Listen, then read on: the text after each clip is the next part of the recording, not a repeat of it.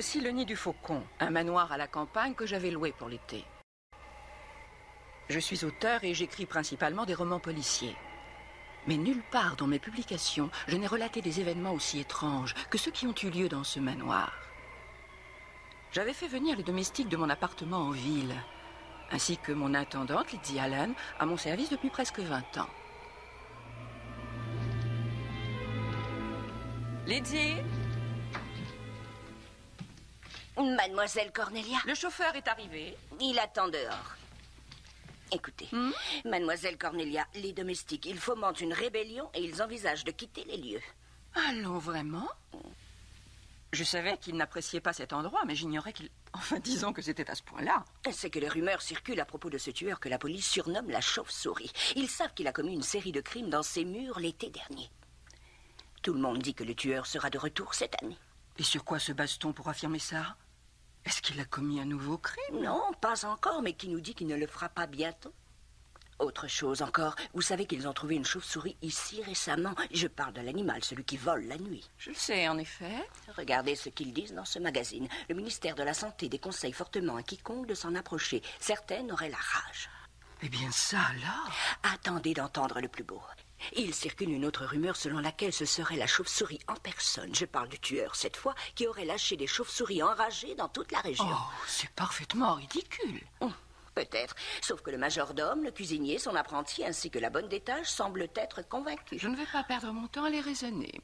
Si quelques rumeurs insensées sans fondement suffisent à leur faire quitter leur emploi, eh bien, tant pis pour eux. Ça m'est égal. Allons, Lydie, je vais être en retard à la banque.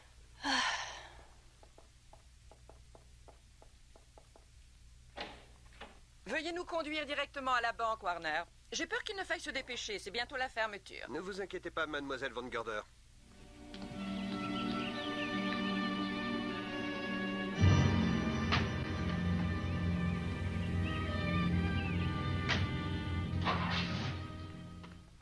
Et encore merci.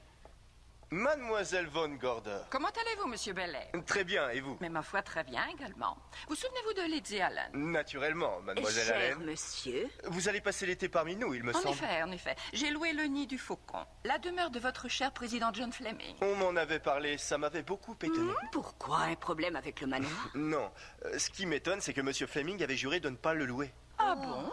Je l'ai directement loué à son neveu, Mark Fleming, qui tient ici l'agence immobilière.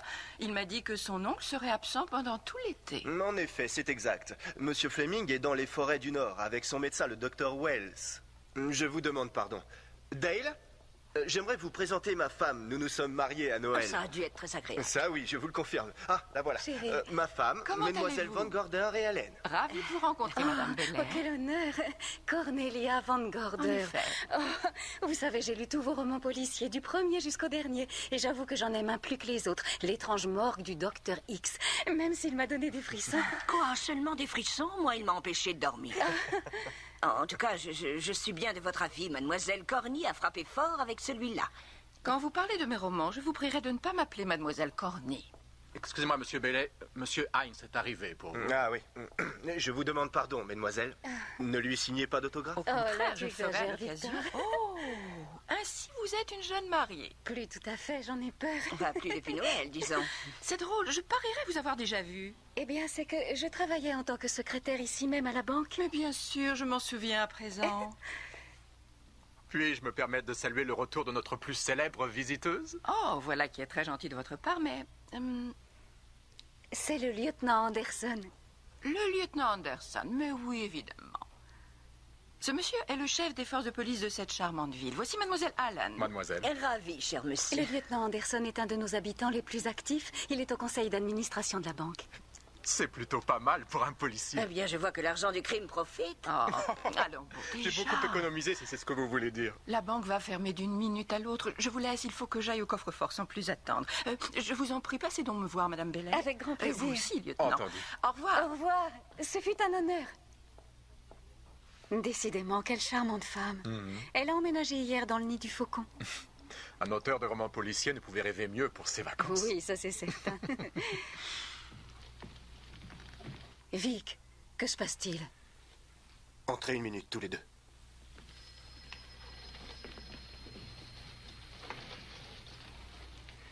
Andy, on a de gros problèmes.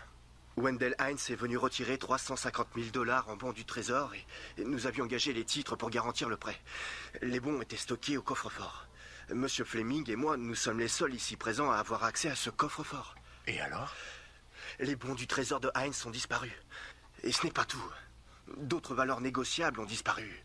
D'après mes estimations qui demandent à être confirmées, la banque a été dévalisée de plus d'1 million de $ en valeur et en titres. Vous allez devoir avertir Fleming. J'aurais aimé lui parler, en effet. Malheureusement, lui et le docteur Wells sont en pleine forêt. Impossible de les joindre au téléphone.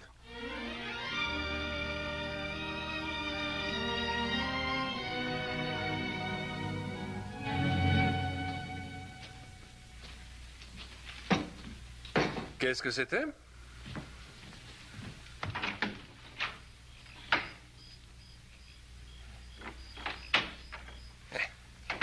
J'avais cru entendre quelqu'un marcher sur le chemin qui vient du lac et je me disais que c'était peut-être bien notre guide. Non, Sam n'arrivera pas avant demain matin. Il y a 30 km en canoë qui nous séparent de la civilisation. Sam va mettre les bouchées doubles, il est porteur d'un message pour moi. Je croyais que vous n'étiez disponible pour personne de la banque. C'était la consigne, mais ils vont vouloir m'appeler. Docteur. Oui, John? Que feriez-vous pour un demi-million de $? N'importe quoi, à part un meurtre. Pourquoi pas un meurtre?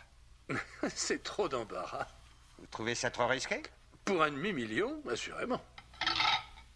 J'ai dérobé $1 million à la banque. Non, je ne plaisante pas. Je les ai détournés. Je ne doute pas que vous le feriez peut-être si vous pouviez vous en sortir impunément. Je m'en suis sorti comme un charme. Bien sûr, je ne vous parle pas d'argent liquide. Je n'ai volé que des valeurs négociables qui peuvent être échangées contre du cash. Ce que j'ai fait d'ailleurs. 1 million en coupure de 10, 20 et 100 $. Je suis votre médecin, pas votre avocat. Pourquoi me confier ça? Vous le saurez bien assez tôt. Et qui sera tenu pour responsable à la banque? Bailey, le caissier, évidemment. Qui pourrait me suspecter?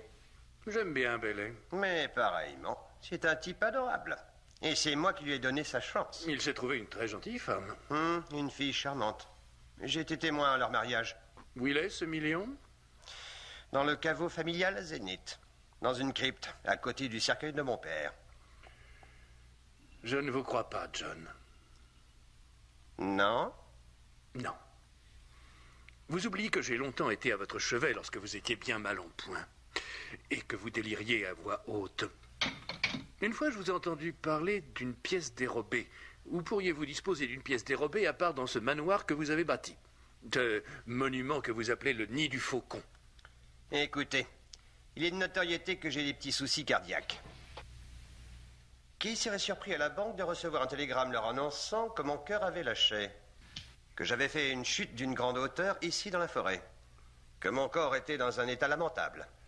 Vous pourriez alors amener le corps pour l'enterrer et donner comme instruction de ne pas ouvrir le cercueil étant donné l'état critique de son contenu. Je suppose que vous êtes conscient du fait, John, qu'il faudrait que nous disposions d'un corps dans le cercueil. Tôt ou tard, nous aurons affaire avec un employé des pompes funèbres. Évidemment. On le trouve où, le Maccabée? Et si on s'en procurait un tout seul? Que pensez-vous de Sam? Sam, notre guide? Sam et moi sommes de la même corpulence. Il vit quasiment en ermite. On ne noterait pas son absence avant longtemps. Le croque-mort du coin le reconnaîtrait? Pas si on fait en sorte que le corps ne puisse être identifié. Mais si Bailey tombe à votre place, à quoi bon ce stratagème? C'est qu'un jury pourrait bien l'acquitter. Et dans ce cas, je serais logiquement le suspect suivant. Je pourrais disparaître, évidemment, mais c'est plus sûr s'il me croit mort.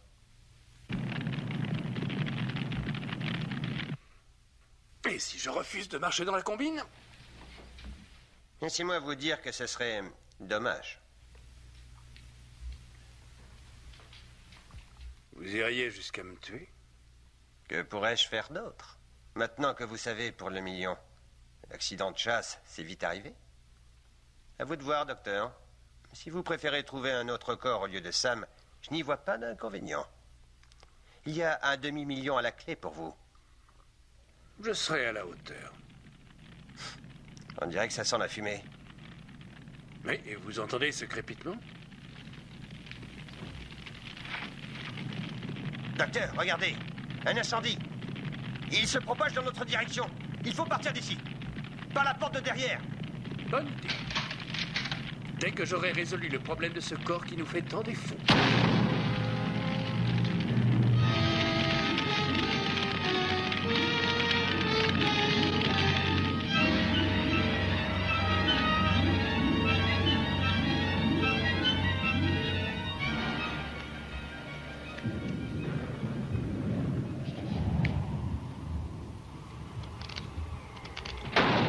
Bonté divine, qu'est-ce que c'est? Lydie!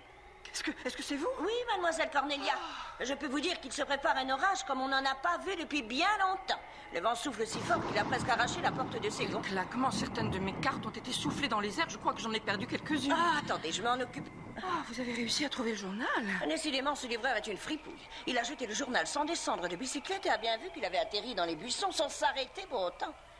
Ah, pour l'amour du ciel. Monsieur Vic Bellet a été arrêté. Ah? C'est écrit là.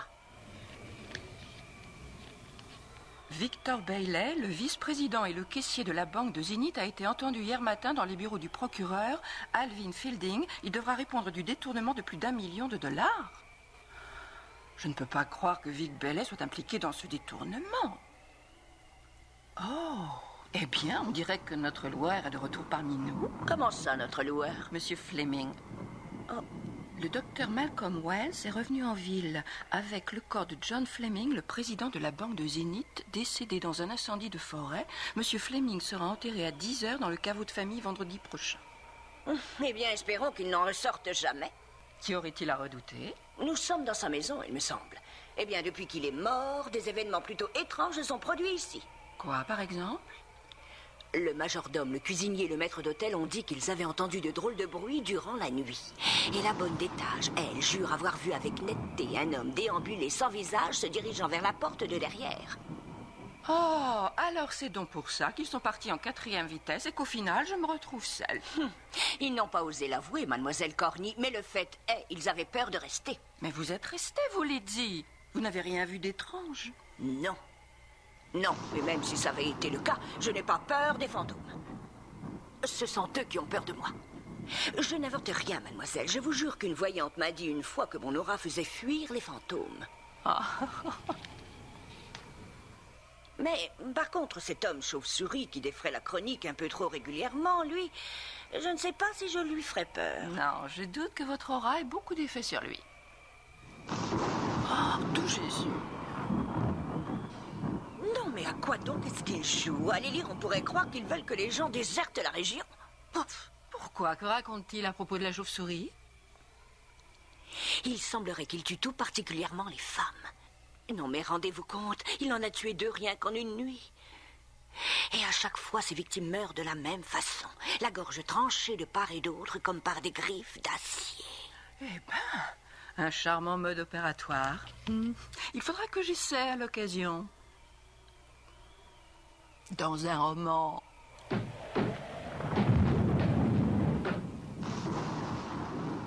Oh, ça, ce n'est rien. Seulement un des volets qui claque contre le mur. Le claquement est différent. Je pencherai pour une porte. N'y prêtez aucune attention. Écoutez plutôt ça. Une de ces victimes qui a survécu quelques instants après avoir été retrouvée a décrit la chauve-souris comme un homme dont il manquerait le visage. Franchement, mademoiselle, cette femme devait avoir tendance à exagérer.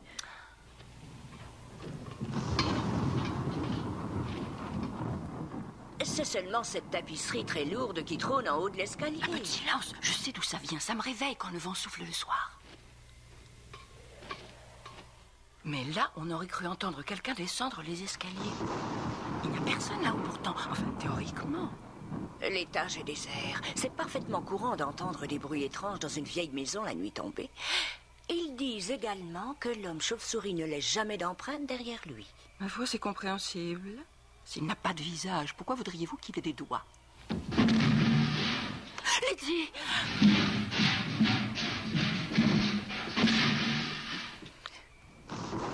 Attendez, laissez-moi deviner, ça c'est le chat qui fait ses griffes sur le sol. Non, et non, ça m'étonnerait un peu. Mais je crois que ça mérite d'aller jeter un coup d'œil.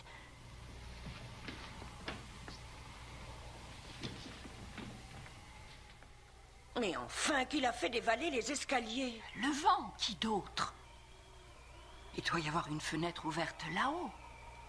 Non, Lydie, laissez-le par terre. Oui, lui aussi a le droit de dormir.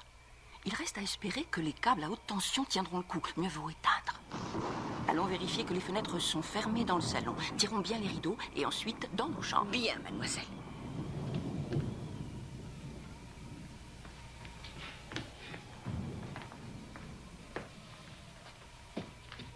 J'en ai pour 1 minute.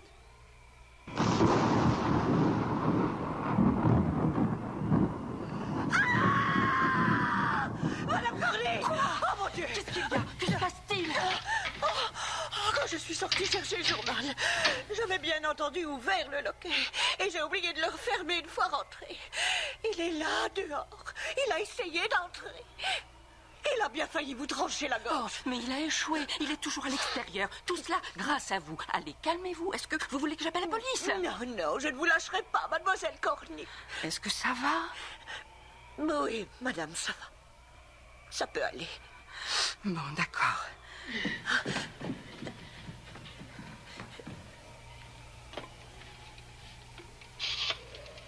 Ici l'opératrice. Ah, passez-moi à la police, s'il vous plaît. Police de Zénith, j'écoute. Oui, oui, Cornelia von Gorder. Je réside au Nid du Faucon. Oui, on est au courant, Madame von Gorder. Il y a quelques minutes de cela, un homme a tenté d'entrer en force dans la maison. Je crois savoir que vous n'êtes pas seul. Envoyez un de vos domestiques.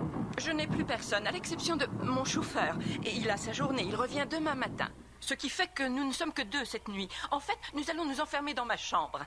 Écoutez, si jamais l'un de vos hommes repérait quelqu'un, pourriez-vous lui dire de m'appeler? J'envoie immédiatement des agents sur place. Je vous remercie, monsieur. Venez, Lydie, allons dormir dans ma chambre.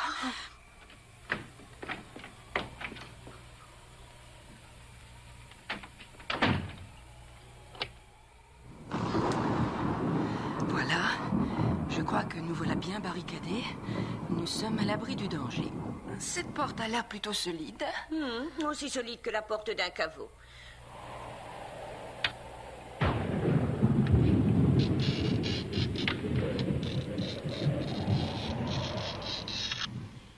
Ce divan devrait être assez confortable. Il y a des draps et des couvertures dans le placard.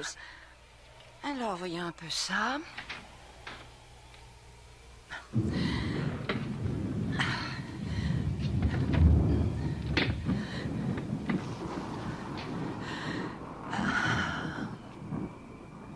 Pas le moindre loquet. Voilà qui ne me plaît pas trop.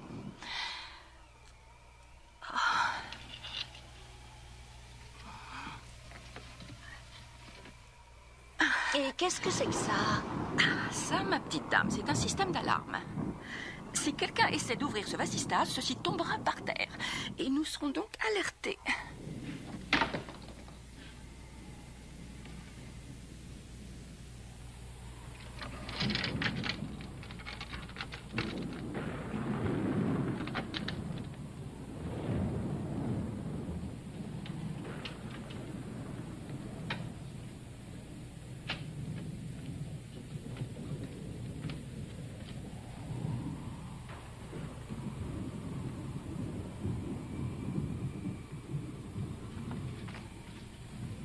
Oh, quelle tête de linotte! J'ai oublié tout ce dont j'ai besoin. Ma robe de chambre, ma nuisette, mes pantoufles. Je reviens immédiatement. Ah, attendez une minute. Lydie, je viens avec vous. Ne vous donnez pas cette peine, mademoiselle Cornelia. Ma chambre est au bout du couloir. Lydie, je vous ai dit d'attendre.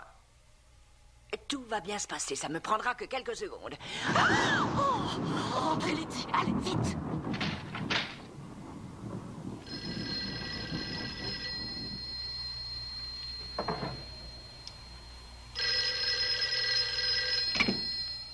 Allô? Mademoiselle von Gorder? J'écoute. Ici la police de Zénith. Nous avons posté un véhicule de patrouille à l'entrée du Nid du Faucon. Les agents ont fait le tour de la propriété et n'ont trouvé aucune trace d'un rôdeur. C'est normal, il est à l'intérieur à présent. Il est dans le couloir, à quelques mètres de ma chambre. Dites à vos hommes de forcer la porte de service et de fouiller cette demeure de fond en comble. Entendu, mademoiselle von Gorder. Ne vous inquiétez pas. Aucun risque. J'ai un pistolet. Et je sais m'en servir.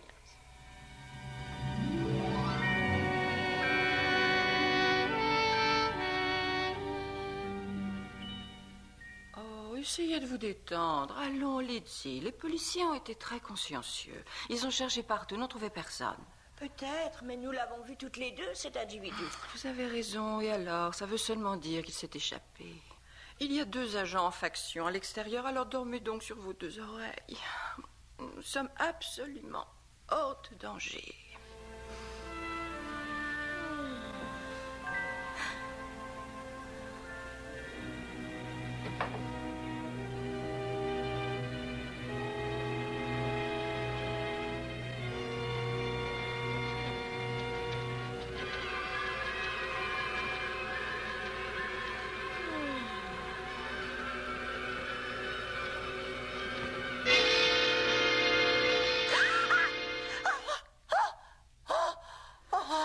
Qu'est-ce qu'il y a? Mademoiselle Cordelia! Mademoiselle Cordelia! Que se passe-t-il, Lizzie? Oh, allons, un peu de sérieux, vous avez fait un cauchemar. Peut-être bien, mais il y avait une chauve-souris et elle m'a mordu. Quoi? Elle a disparu dans le placard. Oh, ça alors, que je sois damnée, Lizzie, vous dites vrai? Oh, le placard. Ça va aller. Le téléphone.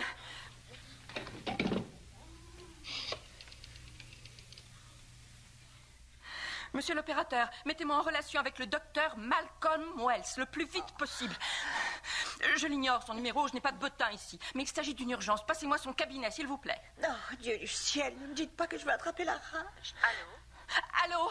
Le cabinet du docteur Wells? Ici, message service. Le docteur Wells est absent pour le moment, mais donnez-moi votre nom et votre numéro et j'essaierai de le joindre. Ici, mademoiselle Von Gorder, au nez du faucon. Une chauve-souris vient de mordre mon intendante et lui a peut-être transmis la rage. Il faut la vacciner le plus vite possible. On m'a dit que le docteur Wells était le plus proche. Je vais faire de mon mieux pour le joindre. Si je n'y parviens pas, je vous enverrai un de ses confrères.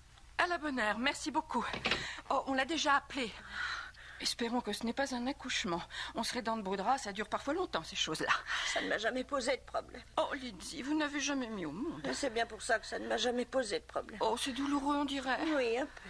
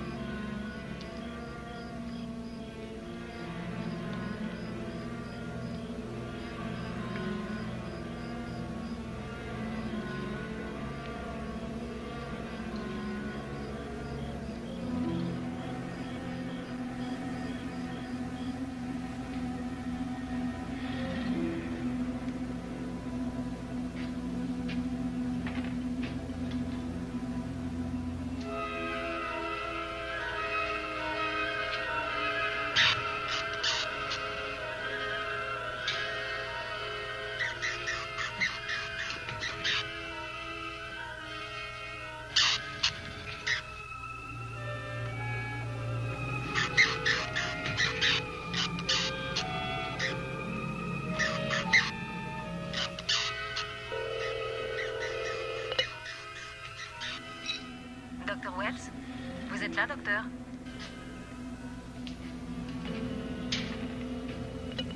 Vous êtes là, docteur Wells? Ici l'opératrice. Un appel de message service pour vous. C'est pour une urgence. Ici le docteur Wells. Bonjour, docteur. Ici message service. Oh, bonjour. J'étais en train de faire une expérience et j'avais décroché le téléphone. C'est ce que je me suis dit. C'est pour ça que j'ai insisté. Mademoiselle Von Gorder a appelé. Son intendante a été mordue par une chauve-souris. L'animal est peut-être porteur de la rage. Quoi? Je vais... Dites-lui que j'arrive tout de suite.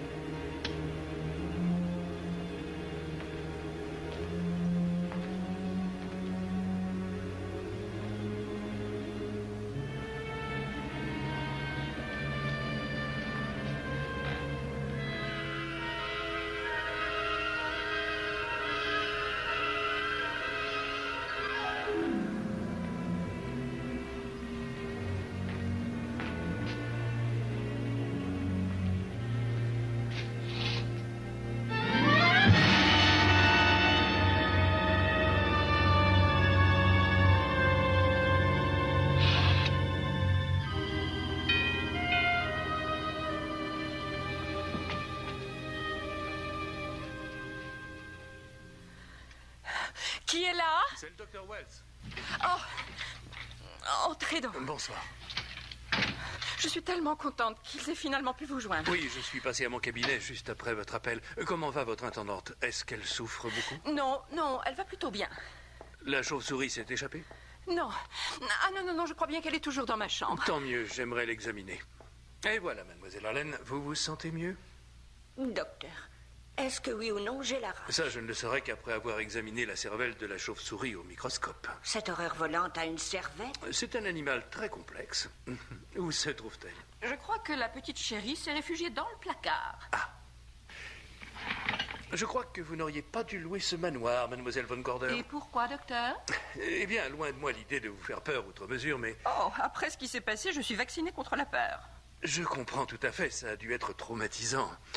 Il s'est produit des événements tellement insolites dans cette demeure. Ce doit être inhérent à ces murs. Vos domestiques ont dû le sentir, et c'est pour ça qu'ils ont quitté les lieux. C'est comme s'ils avaient flairé le désastre. Bon, voyons cela. Oui, la voilà. Allez, laisse-toi faire, tu veux. Personne ne va te faire de mal. Là, calme-toi. Voilà.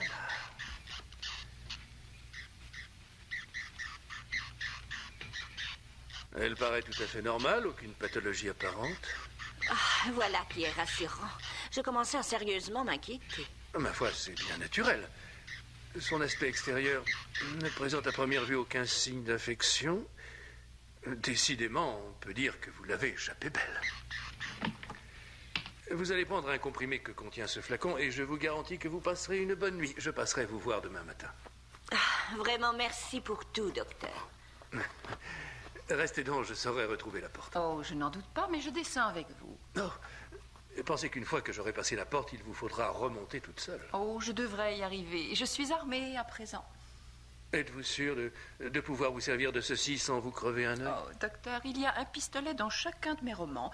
Et quand j'écris, je maîtrise toujours mon sujet.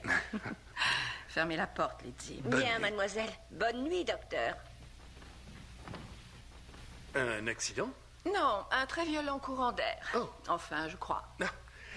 Saviez-vous que le jeune Mark Fleming vous a loué ce manoir sans en faire part à son oncle?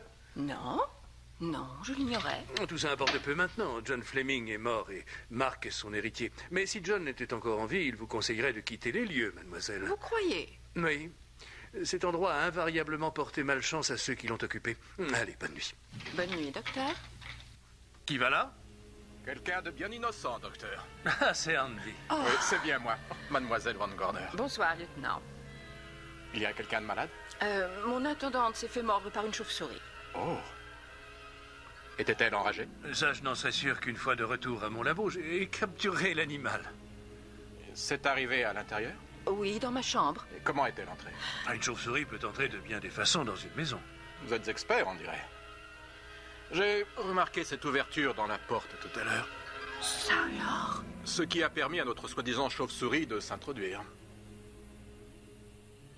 Mademoiselle Von Gorder m'a dit qu'elle avait appelé le commissariat de Zénith. 2 fois, pour être précise. La deuxième fois, d'ailleurs, le rôdeur était déjà à l'intérieur. Vous n'étiez pas sur place, Andy? Non, mais on m'a contacté. Un agent est venu, il a fouillé la demeure de la cave au grenier, mais n'a pas trouvé notre homme. Feriez bien de faire réparer ça dès demain. Ah oui, ça comptait sur moi. Et moi, je crois que je ferais mieux d'y aller. J'ai une opération demain à 8h. Bonne nuit. Bonne nuit, docteur. Un de mes hommes va patrouiller pendant toute la nuit. Ah, mademoiselle. merci. Et personne à l'intérieur, Andy? En quoi serait-ce utile? Eh bien, qui vous dit que votre tueur de femmes ne se trouve pas quelque part dans le manoir? Je suis quasiment sûr qu'il n'est pas à l'intérieur, docteur. Plus maintenant. Bonne nuit. Bonne nuit. Oh, oui, espérons-le, espérons-le.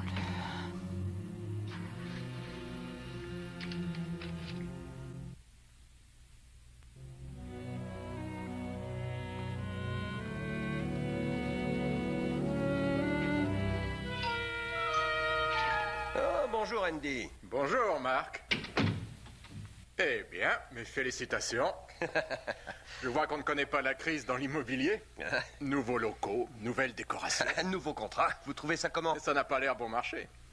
Oh, bien sûr, j'oubliais votre héritage. Ah, je ne l'ai pas encore touché. J'ai lu dans le journal que John Fleming vous a légué l'intégralité de sa fortune. L'embêtant, c'est que cette fortune, personne ne semble savoir où elle se trouve. Vous êtes sérieux?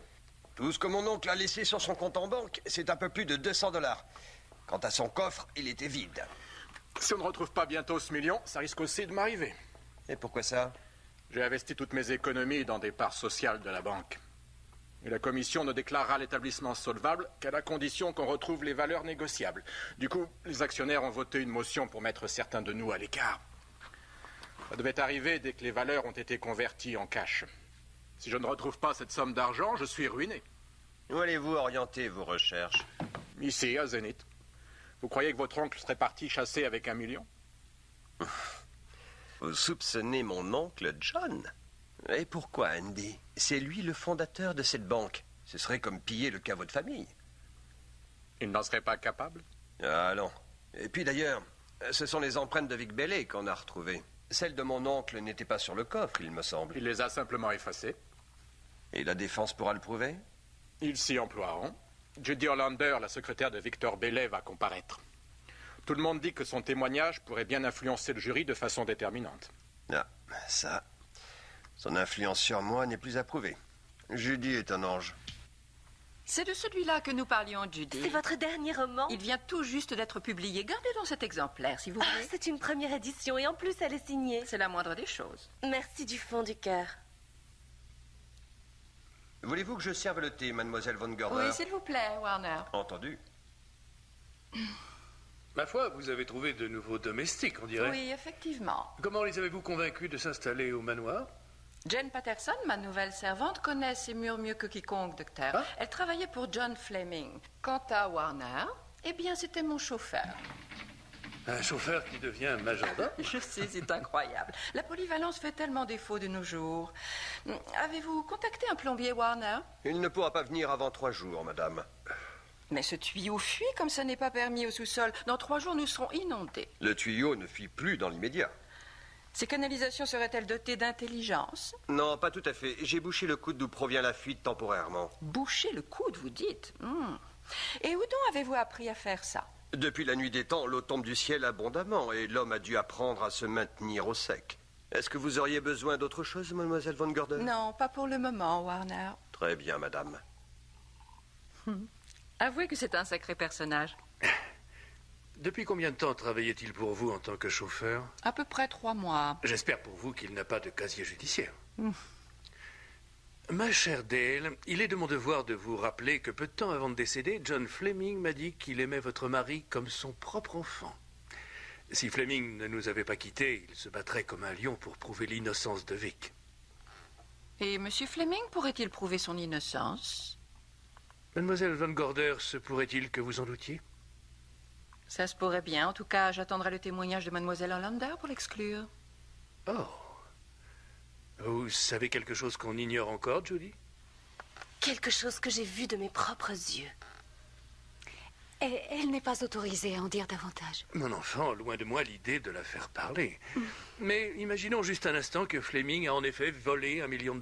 Qu'en aurait-il fait? Où se trouve-t-il à l'heure qu'il est? Caché quelque part, là où sans danger, il aurait pu le récupérer dans quelque temps. Moi, si j'écrivais un tel récit, au lieu de m'éloigner du magot, je le cacherais quelque part dans ce bon vieux manoir. Sous une vieille latte de parquet ou dans la cheminée? Si M. Fleming a eu le cran de voler 1 million, c'est qu'il avait préparé son coup à l'avance. Il avait forcément dû prévoir une cachette.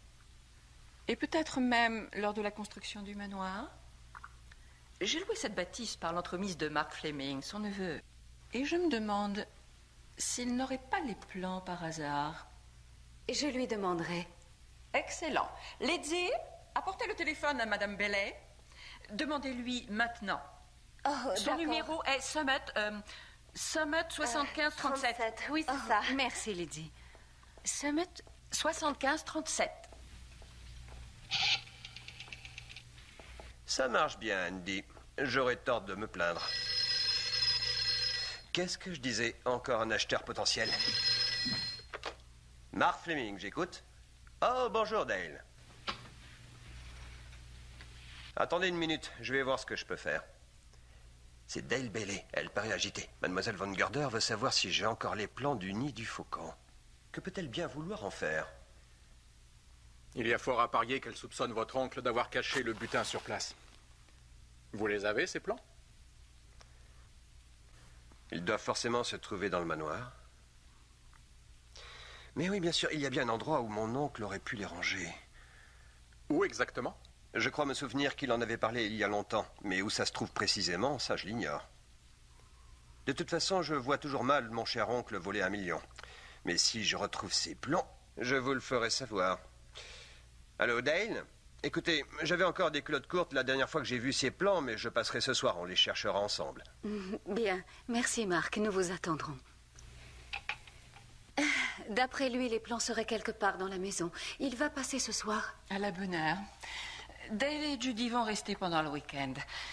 Voudriez-vous souper avec nous ce soir? Oh non, merci, je ne peux pas, j'ai encore quelques visites à assurer.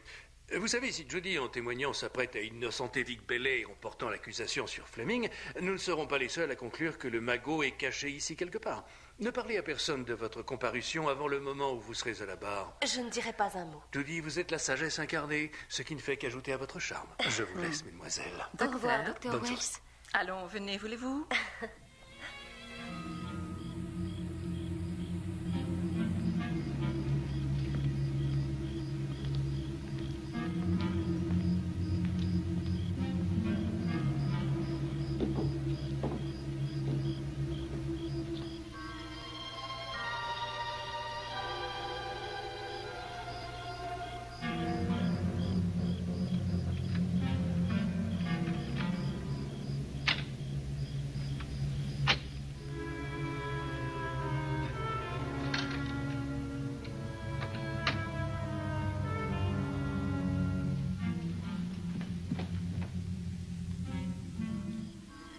Il s'est passé tellement de choses surprenantes dans ce manoir. Avouez que c'est troublant. Plus j'y pense, plus je me dis que je devrais coucher cela par écrit. Étiez-vous la secrétaire de votre mari, Dale? Oui, c'est bien ça. Vous maîtrisez la sténo? Eh bien, ma chère, si vous voulez vous occuper l'esprit quelque temps, je vous propose de m'aider à l'écriture de l'histoire de cet assassin redoutable et mystérieux, la chauve-souris.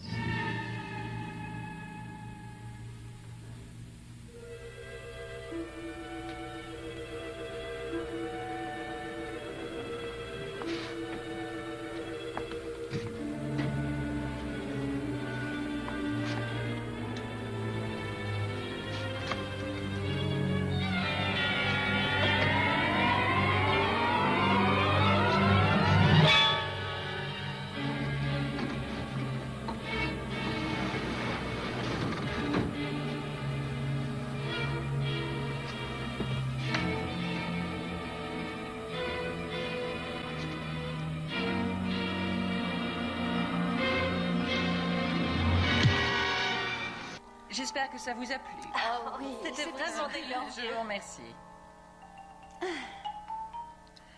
Excellent souper, Lydie, comme Ah d'habitude. oui, fabuleux. Oh, quelle magnifique pièce d'argenterie alors. Une pièce originale, j'imagine. Oui, en effet. Vous savez, on s'en sert encore régulièrement en Angleterre. Pour le petit déjeuner, surtout. Ah oui, vraiment? Mais oui, je vous assure. Et d'ailleurs, c'est bien pratique pour garder au chaud les saucisses ou les œufs brouillés. Voyez-vous cela? Extrêmement pratique.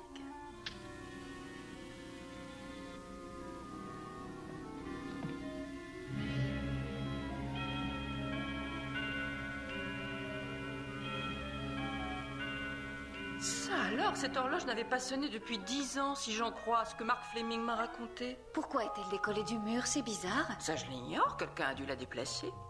Peut-être Lydie quand elle faisait les poussières. Attendez une minute. Vous saviez qu'il y avait une porte sur ce pan de mur? Non, bien sûr que non. Par tous les saints des cieux, vous avez raison. Peut-être que c'est l'entrée d'un passage secret? Oh, le sujet de mon prochain roman. Attendez. Allez, on pousse très fort. On va peut-être enfin découvrir ce million dérobé. En effet, une porte et son poignet. Il doit y avoir une astuce. C'est toujours le cas. Une pression pénale. Attention, Ça vient. mon Dieu. Oh Dieu, c'est terrible.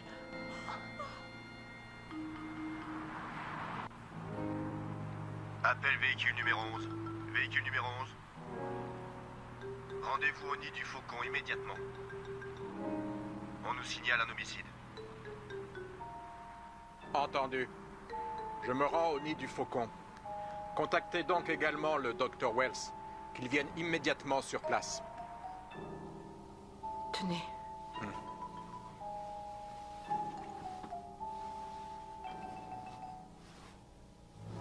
C'est horrible. On dirait qu'il a été égorgé par une créature dotée de serres ou de griffes ou... C'est sa signature. C'est comme ça qu'il tue ses victimes. J'avais espéré que ces rumeurs selon lesquelles il était de retour étaient sans fondement, mais apparemment elles reposent sur des faits. Il a encore frappé, sur les lieux mêmes où il a déjà tué. Vous savez de qui je parle? De cet ignoble assassin. La chauve-souris. Qui a trouvé Mark? Toutes les trois, c'est-à-dire Dale, Judy et moi. Lydie était encore dans le salon. Je vous présente ma nouvelle servante, Jan Patterson. Elle travaillait pour John Fleming. On se connaît. Où étiez-vous, Madame Patterson? Dans la cuisine. Je nettoyais. C'est moi qui ai cuisiné ce soir. Saviez-vous qu'un placard secret se trouvait ici? Non. Et puis d'ailleurs, il était caché par l'horloge. En fait, c'est moi qui l'ai trouvé, lieutenant. J'ai remarqué qu'on avait déplacé l'horloge et que la porte était entr'ouverte. Je vais ouvrir.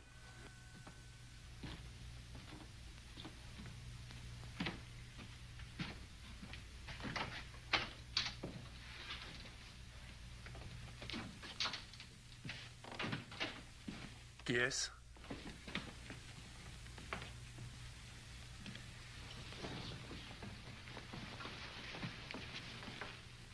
Mark Fleming. La gorge tranchée de part et d'autre, comme pour les autres. À quand remonte le décès? Oh, je dirais une petite demi-heure. Un coup de la chauve-souris. C'est son mode opératoire. Il est peut-être encore dans ses murs. C'est probable, en effet. Pourquoi serait-il resté? Parce qu'il cherche une chose, et comme vous, il croit qu'elle est ici. Il n'est pas du genre à s'avouer vaincu. Aussi, je vous conseille de quitter cette demeure aussi vite que possible, et ceci malgré la protection experte de la police locale. Vous avez appelé la morgue? Oui, ils sont en route. Ça me laissera quelques instants pour examiner le corps. Y a-t-il une autre pièce disponible? Oui, le solarium, derrière. Merci. Vous voulez m'aider? Excusez-moi.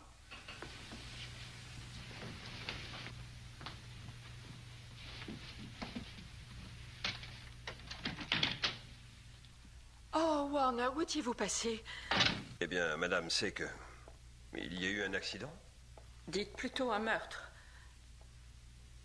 Mark Fleming, le jeune homme qui m'a loué le manoir, vient d'être assassiné. Ils savent qui est le tueur? D'après eux, il s'agirait de la chauve-souris. Navré d'avoir utilisé la porte d'entrée, mademoiselle Van Gorder, mais je n'avais pas mes clés. J'ai bien sûr sonné à la porte de service, mais personne n'a répondu. Oh, je vous présente Warner, lieutenant, mon majordome. Il était mon chauffeur. Pourquoi une telle promotion? Oh, c'est difficile de trouver un majordome. Il rechigne à s'installer à la campagne. Vous avez déjà été majordome? J'ai endossé bon nombre d'uniformes, mais j'ai été de repos ce soir et j'avais oublié mes clés. Oui, j'ai cru comprendre. À quelle heure êtes-vous sorti ce soir? Je dirais à 6h30. J'ai dîné chez Wally, près de la Nationale. Vous pourriez le prouver, ainsi que pour les heures suivantes? Je peux essayer. Ça, je vous le conseille. Ne quittez pas le manoir, je vous verrai plus tard. Comme vous voudrez, monsieur. Je me retire dans ma chambre, mademoiselle, si vous avez besoin de moi. Très bien, Warner. Vous ne croyez tout de même pas que Warner... On s'est déjà croisés quelque part. J'ignore encore où et quand. Mais ça me reviendra.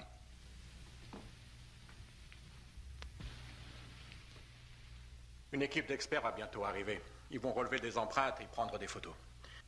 Mais en attendant, Madame Patterson, vous n'aviez pas l'intention de quitter les lieux? Non, lieutenant. Parfait, j'aimerais vous voir demain. Bonsoir. Bonsoir, monsieur. Mademoiselle Van Gorder. Dale, j'étais avec Mark Fleming cet après-midi quand vous l'avez appelé à propos des plans. Je l'ai entendu vous dire qu'il venait ce soir. C'est moi qui ai demandé à Dale de l'appeler. Et elle m'a prévenu qu'il devait passer. Qui était présent à cet instant? Judy, Lydie. Et le très serviable Dr. Wells. Le Dr. Wells. Rares sont les assassins qui tuent pour le frisson. Je pense que notre homme est un psychopathe et je suis convaincu qu'il n'arrêtera pas de frapper avant d'avoir atteint le but qu'il s'est fixé. Il y a 1 million dans la nature. Nous avons affaire à un chasseur qui n'accorde aucun prix à la vie. Bien, est-ce que cette demoiselle dort ici? Ce sont mes invités pour le week-end. Bon, une fois que mes hommes seront là, nous allons investir les lieux. Aussi, je vous conseillerais de... Nous rendre dans nos chambres. Excellente idée. Mesdemoiselles, pourquoi ne pas laisser un homme en poste durant la nuit, lieutenant? Mais c'est prévu. Je vais surveiller cette maison toute la nuit, de la cave au grenier. Si la chauve-souris repointe ses ailes, elle peut s'attendre à une surprise. Lieutenant, qui est ce tueur? En avez-vous la moindre idée?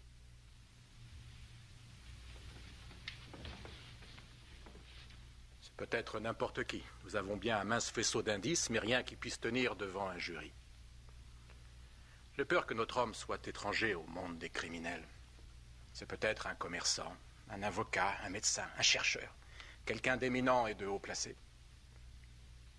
Mesdemoiselles, fermez bien vos portes à double tour. Je garantis votre sécurité. Bonsoir. Bonsoir, lieutenant. Bonsoir.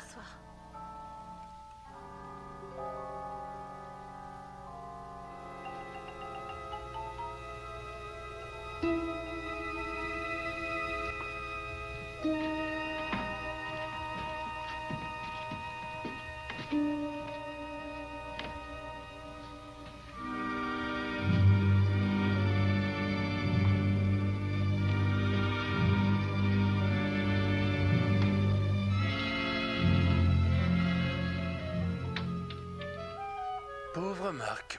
Oui, c'est une tragédie. Si jeune. À votre avis, c'est la chauve-souris qui a encore frappé? Dans mon compte-rendu, je souligne que les causes du décès sont identiques à celles des autres victimes. Un coup paralysant asséné à la gorge, suivi par une série de lacérations au niveau des jugulaires, le tout provoquant une hémorragie massive. Si je vous comprends bien, il n'a pas vu son agresseur. Oh, il l'a vu. Mais il n'a pas eu le temps de se défendre.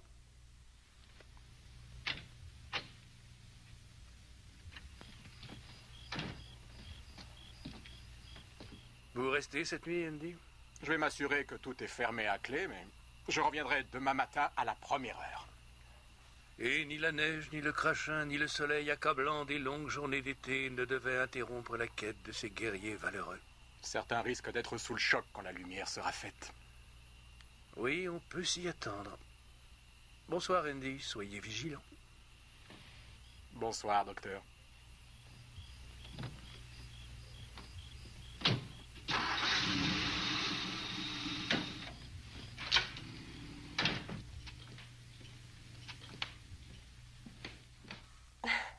Je crois qu'il serait raisonnable de vous laisser dormir. Lydie et moi allons partager cette chambre pour plus de sûreté. Il y a quelques nuits, l'orage était si violent qu'il a provoqué une panne de courant, si bien que le lendemain, j'ai acheté plusieurs torches. Vous n'avez qu'à en prendre une, Dale. Oh, merci. Bonsoir. Ne me quittez pas d'une semelle. Vous êtes sûr que vous n'avez besoin de rien d'autre? Oui, non. tout à fait sûr, ça va aller. Si on vient troubler votre sommeil, eh bien criez très fort. Et 2 vaillantes femmes accourront à votre rescousse. On peut dormir tranquille, surtout avec Andy qui monte la garde. Allez, bonne nuit, bonne nuit. mademoiselle. Ça va aller, tout va bien se passer. J'en suis sûre. Bonsoir. Enfermons-nous, Lydie.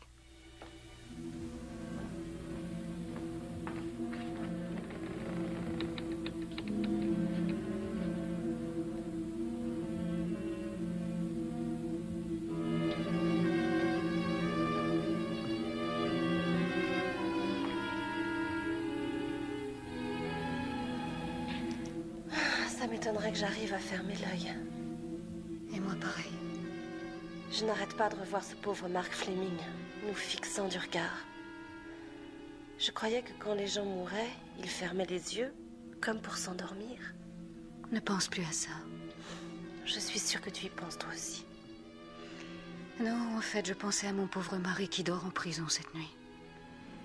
Oh, Judy, si tu savais comme je l'aime.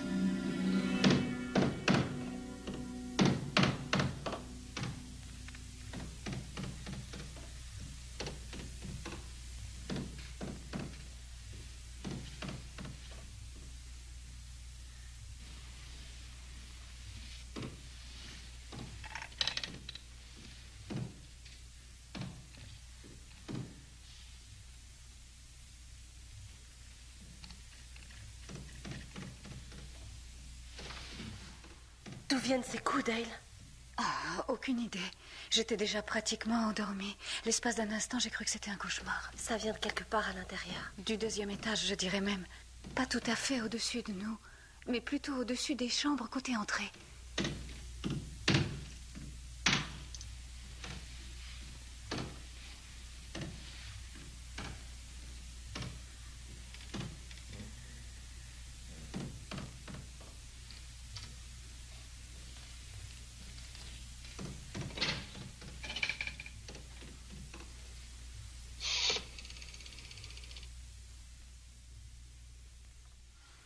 On appelle Mademoiselle Van Gorder. Elle va l'entendre. Elle va forcément l'entendre. Et puis franchement, est-ce que tu veux qu'on passe pour 2 adolescentes hystériques? Peut-être, mais moi j'en ai plus qu'assez. C'est un asile de fous, ce manoir. Dale, tu ne vas pas sortir toute seule. Je veux savoir ce qui se passe là-haut. Mais le lieutenant Anderson a dit qu'on sera en sécurité cloîtrés dans nos chambres. Tu crois que Vic est en sécurité dans sa cellule? Mais si l'argent était bien quelque part à l'intérieur, Mark Fleming le pensait à l'évidence.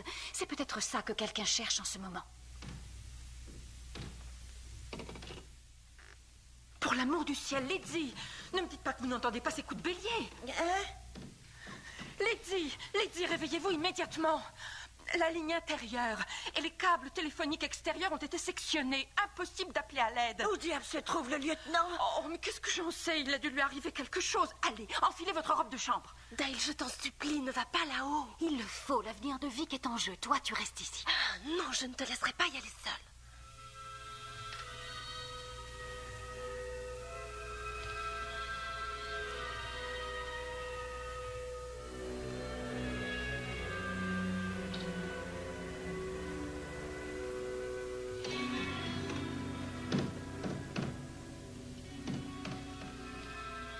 Tu restes ici. Non, c'est hors de question que tu y ailles Attends-moi seule. ici, je monte voir ce que c'est. S'il te plaît, Ça laisse-moi suffit, venir, Judy. Dale. Préviens-moi si quelqu'un s'approche. J'en ai pour 5 minutes. Tu attends.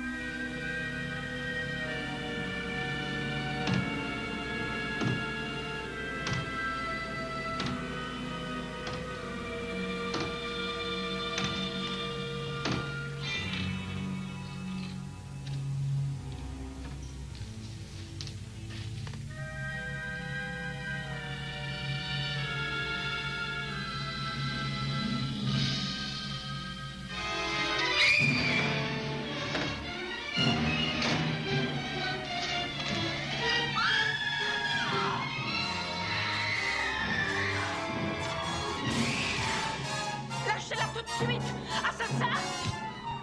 Oh non, Judy! Il s'échappe! La petite ne se relève pas. Oh non, tout ça c'est de ma faute! Judy, relevez-vous!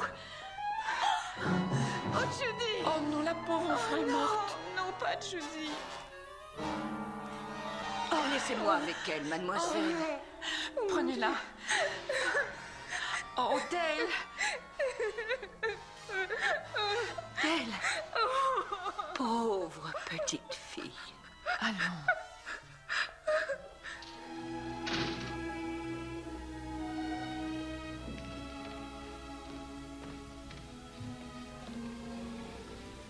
Judy.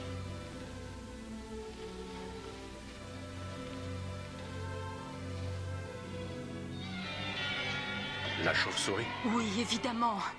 Il s'est saisi d'elle en haut des escaliers. On l'a vu les descendre à toute vitesse. On sortait de nos chambres. J'ai lancé ceci dans cette direction. Et je crois que je l'ai touché d'ailleurs. Je vais surveiller cette demeure de la cave au grenier, aviez-vous dit? Où étiez-vous donc alors qu'on assassinait cette pauvre enfant? Que faisiez-vous? J'ai aperçu un homme qui marchait dehors. Je suis sorti pour le pourchasser. Là, je l'ai vu se réfugier dans les bois. Alors j'ai tenté de le rattraper, ce qui m'a amené jusqu'à la Nationale. Là, je l'ai perdu. Oh. J'aurais volontiers sacrifié ma propre vie pour épargner Judy. Je vous avais pourtant dit de vous enfermer dans vos chambres et de ne pas en sortir. Mais que diable faisait-elle sur le palier? Tout ça, c'est de ma faute. Elles ont entendu du bruit, comme des coups de marteau provenant d'une des pièces du 2e étage. Je voulais voir ce que c'était, et Judy, de son côté, insistait pour m'accompagner, et moi, je lui ordonnais de rester ici sur palier. Et votre nouveau majordome? Oh, je ne sais pas, il doit être dans sa chambre, j'imagine. Oh, Madame Patterson. Lieutenant. Avez-vous vu le meurtrier? Non, monsieur, mais j'ai entendu les hurlements.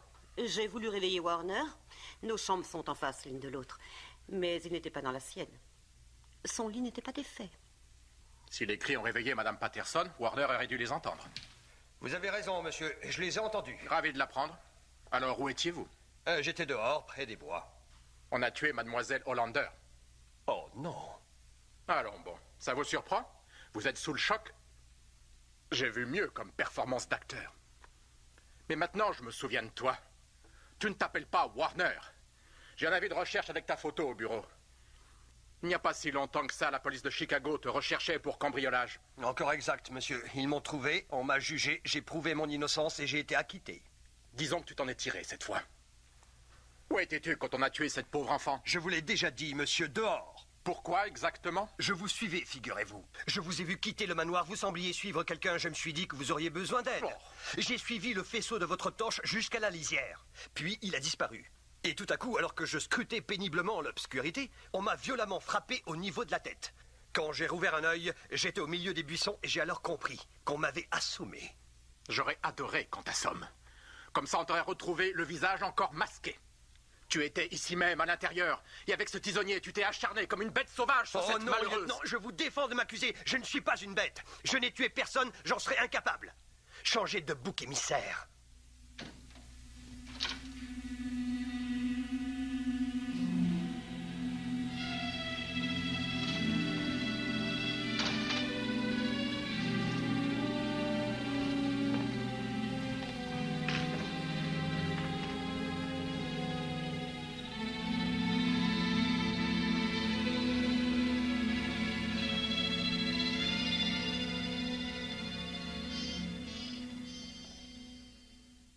Eh bien, docteur, je crois qu'un compte-rendu d'autopsie vous attend.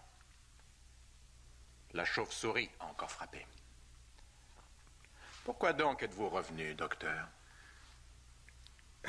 Eh bien, j'ai eu un accident à 2 kilomètres d'ici en rentrant. Ma roue arrière droite a lâché soudainement et je me suis retrouvé dans le fossé. C'est l'habitation la plus proche, alors je suis venu ici pour demander de l'aide. J'étais sûr de vous trouver dans le coin, Andy. On dirait que vous saignez. C'est à croire que vous avez reçu un violent coup derrière la tête? Je vous ai déjà dit que j'ai eu un accident. C'est ce que vous avez dit, oui. C'est ce que vous avez dit. J'ai peut-être eu tort. Mais pas forcément. Ça reste à voir. Allez, on se concentre et on entame un nouveau chapitre. Des jours durant, les meurtres firent la première page des journaux.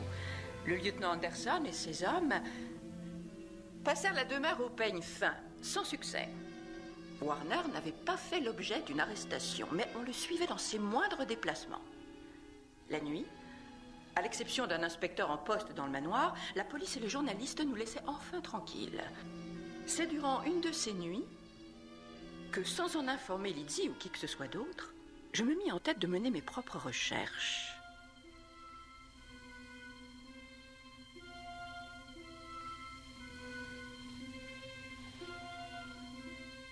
C'est alors que je pénétrai dans une pièce inhabitée, au 3e étage, où nous avions stocké nos malles.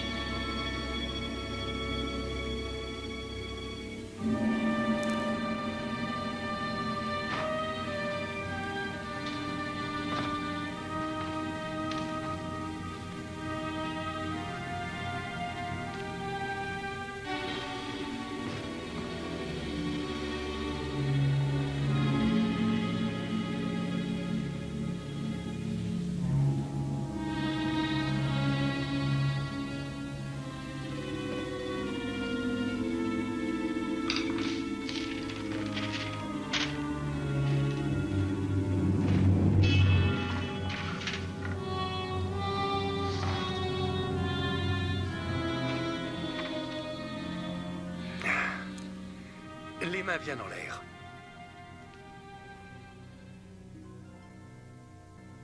Brillante idée que de me tuer dans mon laboratoire pour faire croire à tous que la chauve-souris c'est moi. Mais vous auriez dû me tuer avant. Vous aviez prévu une embuscade? Vous êtes futé, mais vous manquez de cran pour vous lancer là-dedans. De la même façon, vous avez touché au but, mais vous avez échoué à trouver le magot. Moi, je sais où il est caché.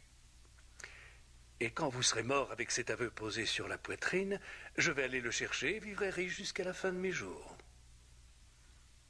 Elle a préféré la mort. Ça, c'est on ne peut plus vrai. Adieu, chauve-souris. Voilà un vaccin qui va vous guérir, que vous ayez ou non la rage.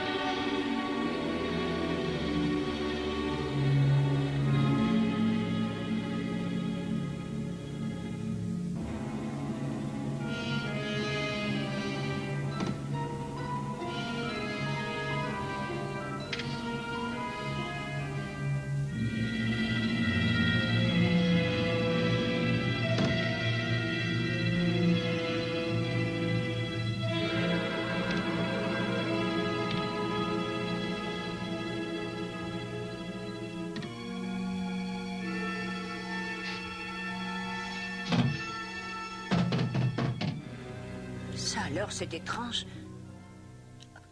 Je dirais même que c'est bizarre.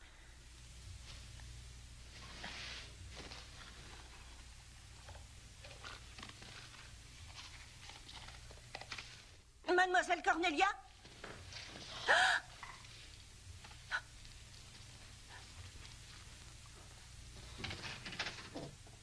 Mademoiselle Cornelia?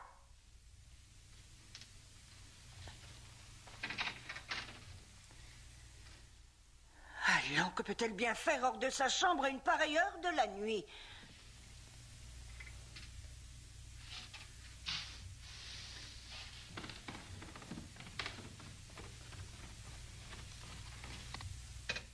Oh, par tous les saints des cieux!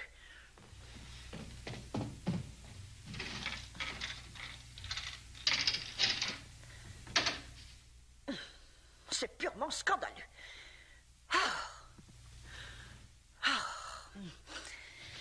Monsieur Davenport, Monsieur Davenport. Oh, bravo, c'est du joli. La chaîne de sûreté n'était pas mise sur la porte et vous dormez pendant votre service. Attendez que le lieutenant Anderson entende ça, vous verrez. Allez debout, on se réveille. Qu'est-ce qui vous arrive au juste? J'en sais rien du tout, rien du tout. J'ai mal au crâne. Tout mon corps est engourdi. Tenez, buvez donc un peu d'eau. Essayez de reprendre vos esprits, je reviens tout de suite.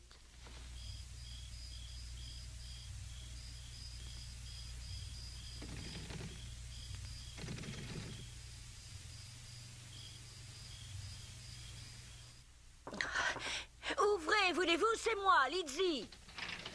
Je suis terriblement inquiète. Je ne trouve nulle part mademoiselle Cornelia. Et il est arrivé quelque chose au policier, j'ignore encore quoi. Réveillez Warner, qu'il descende au petit salon, on a besoin de lui. Au secours. Est-ce que ça va à présent? Oui, je commence à me sentir mieux. Je me souviens maintenant. Je me suis servi un verre de vin de cette carafe-là. Mademoiselle Von Gorder m'avait dit de me servir. Vous insinuez qu'elle vous aurait drogué?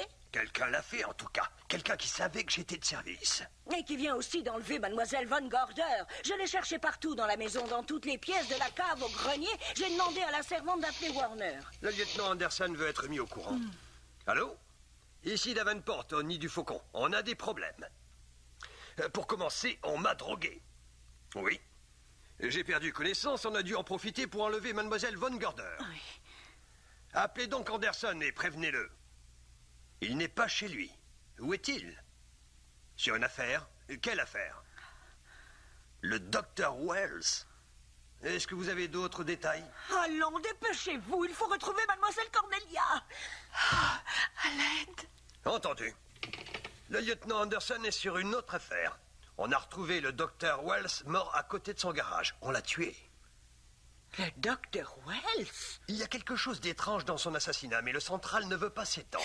Lizzie, Warner n'est pas dans sa chambre. Aucune trace de lui, nulle part. Dire que j'étais censé surveiller ce gars-là. Où est Mademoiselle Cornelia? J'aimerais bien le savoir, voyez-vous. Une petite minute, vous avez bien dit que la chaîne de sûreté de la porte d'entrée avait été retirée. Oui, c'est en effet ce que j'ai dit. Mademoiselle Von Gorder a dû sortir un petit instant. Oh, quelle idée saugrenue. Continuons à chercher. À l'aide. Je ne peux plus respirer. Il n'y a plus d'air.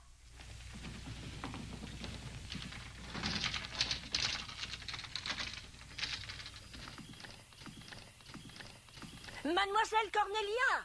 Mademoiselle Von Gorder! Cornelia! Mademoiselle Von Gorder! Regardez, est allumé dans une des pièces du 2e étage. Vous êtes allé là-haut ce soir? Bien sûr, ça va de soi, mais j'ai pris soin d'éteindre la lumière avant de redescendre. C'est peut-être Mademoiselle Cornelia qui a rallumé. Il faut chercher là-haut en priorité. On monte!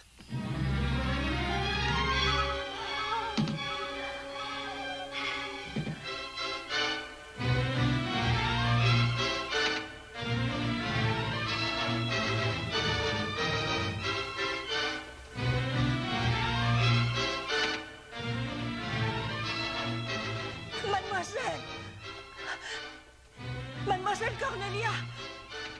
Oh, Mademoiselle Cornelia! Ici, Lizzie, je suis là. Au-dessus de la tablette de la cheminée. On est devant la cheminée. Qu'est-ce qu'on fait maintenant? Au-dessus de la tablette. Il y a 5 moulures. Tapez dessus avec votre poing.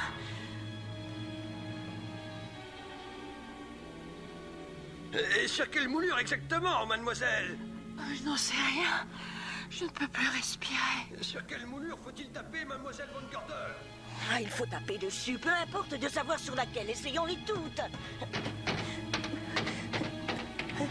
Regarde.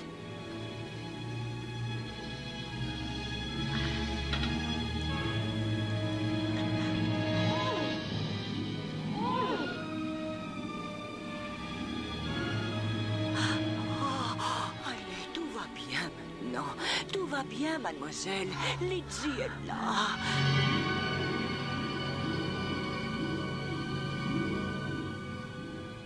Vous vous sentez mieux? Oui, beaucoup mieux. On vous porte à votre chambre. Surtout pas, je peux rester ici, je vous assure que ça va. Oh, que c'est bon de pouvoir respirer sans le moindre effort. Vous savez, c'est seulement quand on vient à manquer d'oxygène qu'on mesure la chance qu'on a de respirer. Cette pièce secrète est aussi hermétique qu'une boîte. Quand la cheminée s'est refermée, c'est comme si tout l'air était soudainement chassé. Attention, ça se referme. Ne la retenez pas, elle s'ouvre de l'intérieur. Les commandes étaient cachées derrière ce plan d'étage. Elles activent un moteur qui se trouve sous la trappe ici. Une des commandes bloque la porte entr'ouverte. Et je parierais que la cheminée de l'autre pièce s'ouvre de la même façon. Qu'est-ce que je disais? Des commandes, dites-vous? Mais j'ai cherché comment ouvrir, je n'ai rien trouvé. C'est normal, elles Si étaient seulement j'avais dissimulées. sauvé En ça. tout cas, c'est une sacrée installation. Oh. Dommage qu'on ne puisse pas ouvrir le coffre de la même manière. Seul un spécialiste pourrait le forcer, ou alors il faudrait le percer. Justement, c'est peut-être ce que la chauve-souris avait en tête. C'est possible, il retentera sa chance, à mon avis. Mademoiselle Von Gorder, Warner a disparu. C'est vrai? Et on a assassiné le docteur Wells. Le docteur Wells? Le lieutenant Anderson est en ce moment même sur l'affaire. Est-il au courant de ce qui s'est passé ici ce soir? Oui, on l'a contacté. Il devrait bientôt arriver. Oh!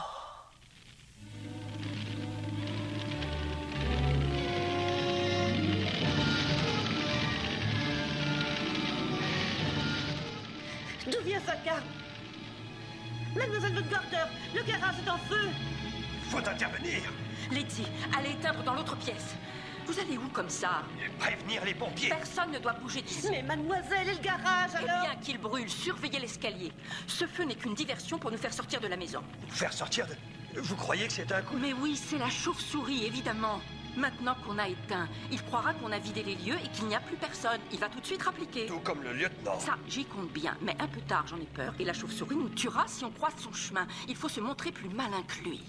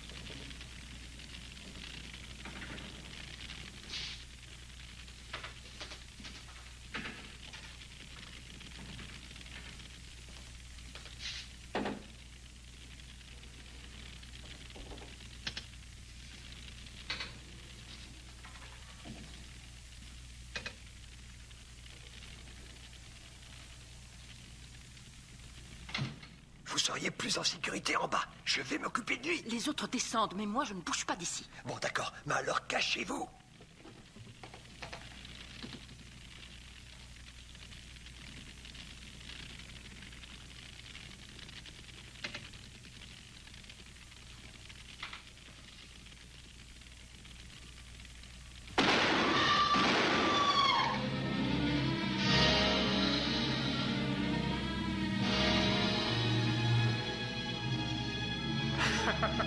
Allez, debout, mesdames, et finissons-en. Certains ont vu mon visage avant de mourir. Je ne vous donnerai pas ce plaisir, désolé. J'aurais adoré lire cette scène dans un de vos romans, mademoiselle Van Gorder. Malheureusement, vous ne l'écrirez jamais.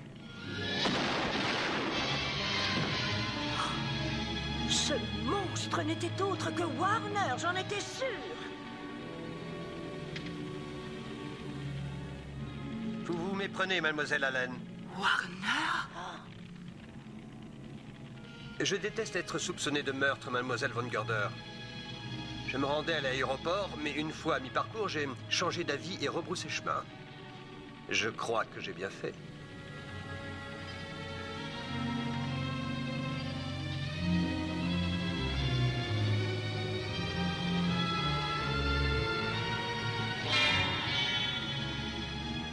Mon Dieu, c'est le lieutenant Anderson.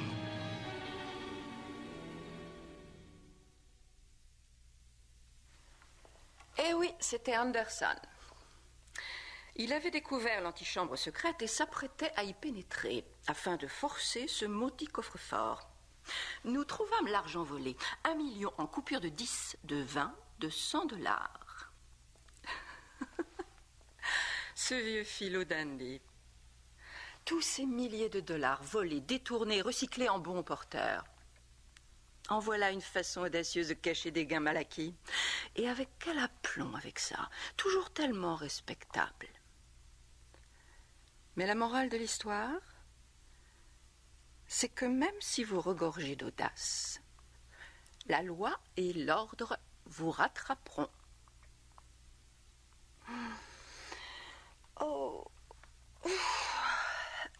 Eh bien, on y est, Dale. Point final.